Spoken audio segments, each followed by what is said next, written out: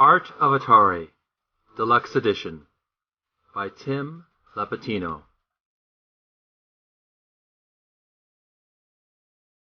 Moving on to page 8. Introduction by Tim Lapatino.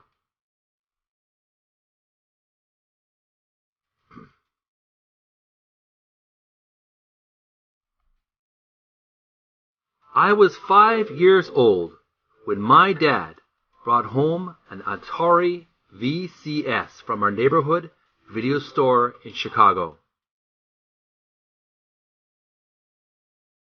The Atari 2600 had already become a gigantic, category-defining success, spawning a new industry of home video games.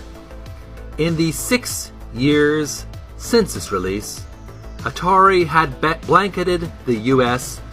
with its marketing power in print ads, TV commercials, and the pages of my favorite comic books. I wanted one. From the moment we first plugged it in, I was hooked.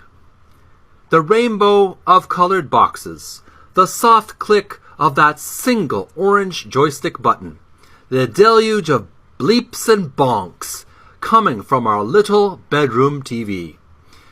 It was almost too much. Like many other 80s kids, I loved Missile Command, Pac-Man, Berserk, Joust, Enduro, and countless others. My brothers and I logged endless hours in front of our 2600, racking up high scores in Space Invaders, Kaboom, and a slew of other first-generation Atari games. But it wasn't just the games that enthralled me. For me, and I suspect many other kids, a significant part of the experience went beyond our on-screen adventures. The games were just a prelude to creating our own elaborate imaginary worlds, and one of the windows into the video game world was Atari box artwork. I would stare for hours at the beautiful illustrations on games like Missile Command, Warlords, Star Raiders, and Super Breakout, letting that art transport me to deep space, burning battlefields, and other exotic locales spawned from our Zenith TV. The game, the artwork, and my imagination all rolled into one, adding additional dimensions to the game cartridges popped into my console. Those visuals seared my brain like a lightning bolt. And even though through a creative career in design and branding, they never left my consciousness.